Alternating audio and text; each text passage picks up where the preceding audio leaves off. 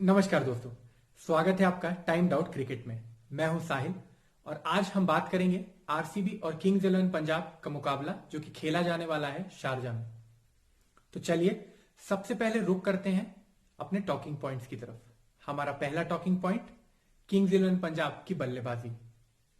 पिछले मैच में हमने देखा कि किंग्स इलेवन पंजाब एक बहुत ही मजबूत पोजीशन में थे, लेकिन उसके बाद अंतिम 3 ओवर में उन्होंने बहुत ही गैर जिम्मेदाराना बल्लेबाजी करते हुए वो मैच अपने हाथ से जाने दिया। और मैं आशा करता हूं कि इस मैच में एक बदलाव आएगा किंग्स इलेवन पंजाब की टीम में, और वो है क्रिस गेल। अगर आप किंग्स इलेवन पंजाब के ओवरऑल सीजन की बात करें तो आप ये देख सकते हैं कि वो बहुत ज्यादा निर्भर करते हैं केएल राहुल और मयंक अग्रवाल पर, और इन दोनों ही बल्लेबाजों ने 60% से भी ज्यादा रन बनाए हैं इस सीजन। क्रिस गेल की वापसी के कारण थोड़ा सा टीम में बैलेंस बिगड़ सकता है, क्योंकि केएल राहुल या मयंक अग्रवाल में से किसी को नंबर 3 पर बल्लेबाजी करनी होगी। लेकिन क्रिस गेल के आने से एक फायदा जो कि किंग्स इलेवन पंजाब को होगा वो ये है कि क्रिस गेल अपने दम पर किंग्स इलेवन पंजाब को 2 या 3 मैच जिता सकते हैं, और इसलिए कल के मैच में ग्लेन मैक्सवेल के स्थान पर क्रिस गेल को खिलाया जाना चाहिए। और अब चलते हैं अपने दूसरे टॉकिंग पॉइंट पर। हमारा दूसरा टॉकिंग पॉइंट है आरसीबी की गेंदबाजी।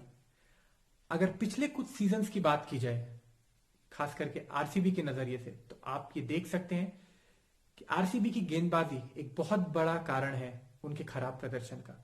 और आरसीबी के फैंस ये उम्मीद करते हैं हर सीजन कि उनकी गेंदबाजी को मजबूत किया जाएगा। इस सीजन भी हमने शुरुआत के मैचेस में देखा कि डेल स्टेन और उमेश यादव को खिलाया जा रहा था, लेकिन वो दोनों ही बहुत महंगे साबित हो रहे थे। लेकिन उसके बाद जब से इसुरु उडाना और क्रिस मॉरिस को खिलाया जा रहा है, तो ये देखा गया है कि आरसीबी की गेंदबाजी में थोड़ी सी धार आई है। और इसके अलावा उनके दोनों स्पिनर्स ने भी बहुत ही शानदार गेंदबाजी करी है इस सीजन।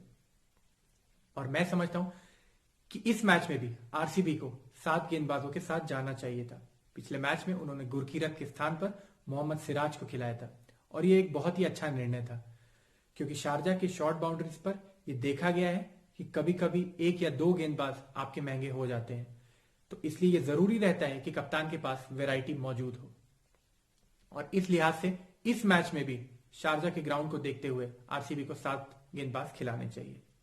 और एक और जो बात मैं आपके सामने लाना चाहूंगा वो ये है कि आरसीबी की बल्लेबाजी बहुत ज्यादा निर्भर करती है एबी डिविलियर्स और विराट कोहली पर। तो गुरकीरत जैसे बल्लेबाज को अगर नहीं खिलाया जाएगा तो मैं समझता हूं कि उतना ज्यादा फर्क नहीं पड़ेगा आरसीबी के टीम।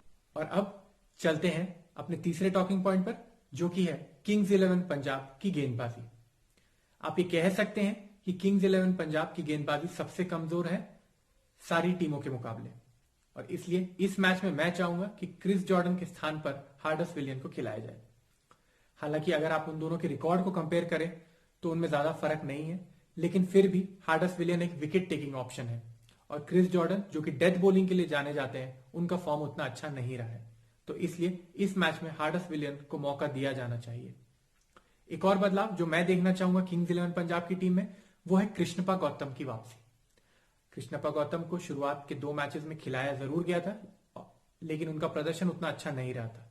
लेकिन एक मैच में मैं समझता हूं कि उनके साथ काफी अनफेयर ट्रीटमेंट हुआ, और वो था मुंबई इंडियंस के खिलाफ।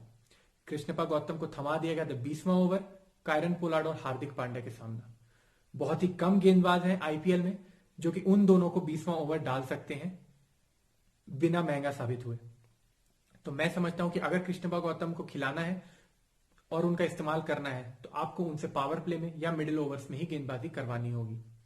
और कल के मैच को देखते हुए, जहां पर आरसीबी के ओपनर्स देवदत्त पडिक्कल जो कि बाएं हाथ के बल्लेबाज है, और एरन फिंच जो कि स्पिन के खिलाफ उतने कंफर्टेबल नहीं नजर आते हैं, उनको देखते हुए कृष्णप्पा गौतम को जरूर खिलाया जाना चाहिए।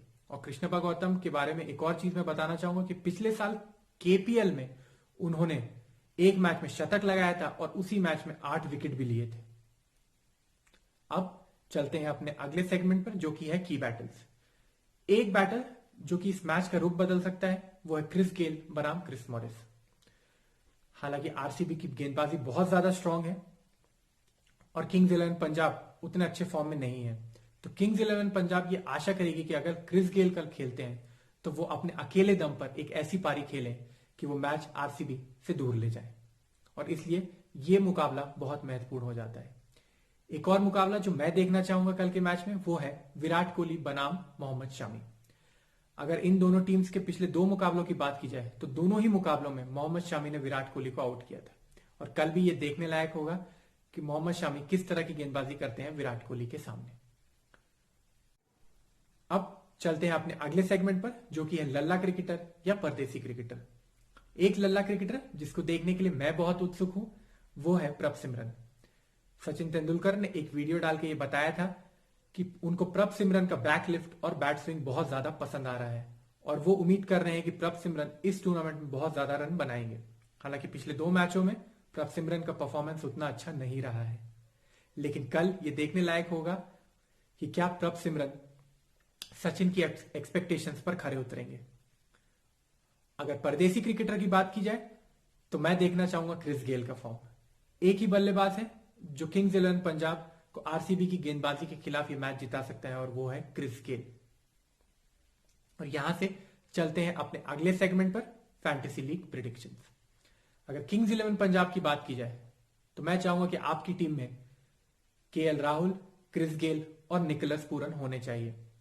अगर गेंदबाजी की बात की जाए तो आप अपनी टीम में शामिल कीजिए मुजीबुर रहमान और मोहम्मद शामी को। अगर आरसीबी की टीम की बात की जाए तो आपको लेने चाहिए एबी डिविलियर्स, विराट कोहली और क्रिस मॉरिस। और गेंदबाजी के लिहाज से आप ले सकते हैं युजवेंद्र चहल और वॉशिंगटन सुंदर को। और अब चलते हैं अपने अगले सेगमेंट पर, जो कि है मेमोरेबल एनकाउंटर्स। एक मुकाबला खेला गया था 2016 में इन्हीं दोनों टीम्स के बीच में मोहाली में। पहले बल्लेबाजी करते हुए आरसीबी ने बनाए थे 175 रन, और चेस को गति प्रदान करी थी मुरली विजय ने 57 गेंदों में 89 रन बना के। और मुरली विजय उस मैच में किंग्स 11 पंजाब के कप्तान भी थे। लेकिन अंतिम ओवर तक आते आते किंग्स 11 को चाहिए थे 17 रन, और गेंदबाजी करने आए क्रिस जॉर्डन। किंग्स 11 पंजाब की तरफ से बैटिंग कर रहे थे मार्कस स्टोइनिस और फरहान बहरदीन। दूसरी और तीसरी गेंद पर एक चौका और छक्का मार के मैच को काफी इंटरेस्टिंग बना दिया था मार्कस स्टोइनिस ने। लेकिन अंतिम बॉल पर जब 4 रन चाहिए थे तो मार्कस स्टोइनिस केवल 2 ही रन बना पाए, और आरसीबी वो मैच जीत गया 1 रन से। उस मैच की एक और खास बात यह थी कि उस मैच के मैन ऑफ द मैच थे शेन वॉटसन, जिन्होंने 4 ओवर में 22 रन दिए और 2 विकेट चटकाए थे। यहां से चलते हैं अपने मैच प्रिडिक्शन की तरफ। अगर आप दोनों ही टीम्स की बात करें तो दोनों का ही फॉर्म बहुत ज्यादा कॉन्ट्रास्टिंग है। आरसीबी एक बहुत ही अच्छे फॉर्म से गुजर रहे हैं, और किंग्स 11 किसी ना किसी तरह से मैच हारते जा रहे हैं। तो अगर इस मैच की बात की जाए तो आरसीबी का पलड़ा बहुत ज्यादा भारी है, और खास करके आरसीबी की गेंदबाजी को देखते हुए मुझे लग रहा है कि वो इस मैच में किंग्स 11 पंजाब पर भारी पड़ेंगे। लेकिन एक बल्लेबाज जो कि इस प्रिडिक्शन को गलत कर सकता है वो है क्रिस गेल।